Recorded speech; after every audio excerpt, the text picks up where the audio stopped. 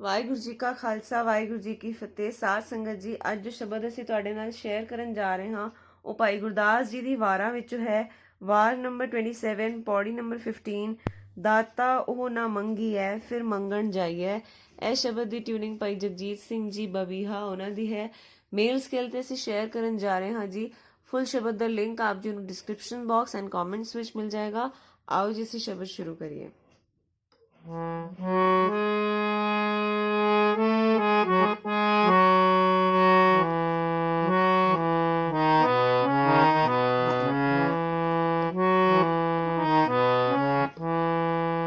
ਦਾਤਾ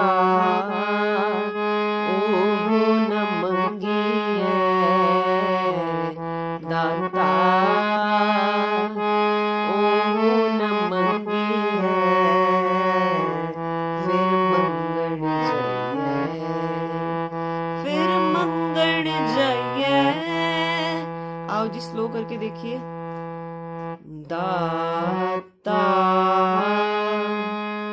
ओ ना मंगिए,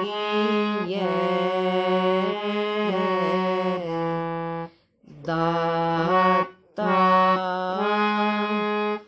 ओ ना मंगिए,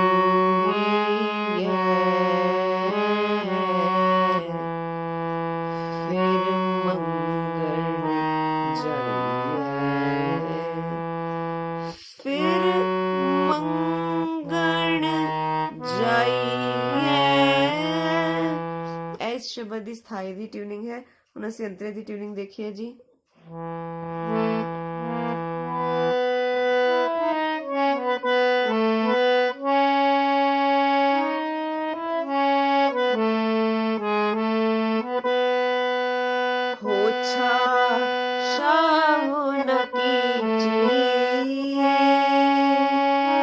फिर पछताइए, हो शाहो, हो शाहो ना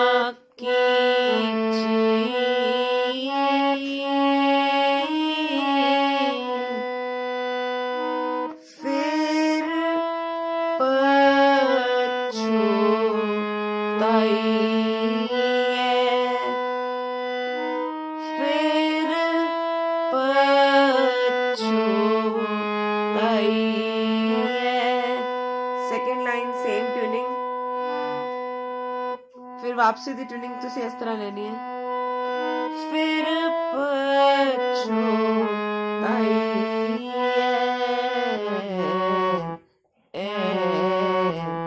वापसी लेना है।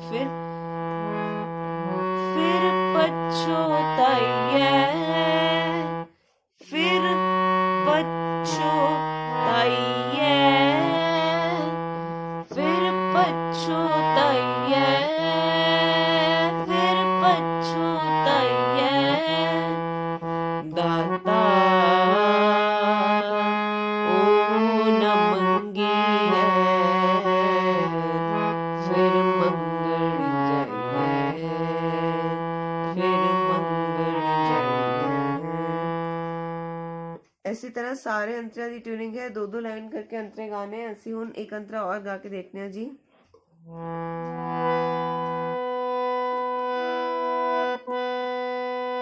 साहिब ओ न सेविए, जम दंड सहाइए, हमें रोग न टुटई, वाहिगुरु हमें रोग न कटई, ओ वे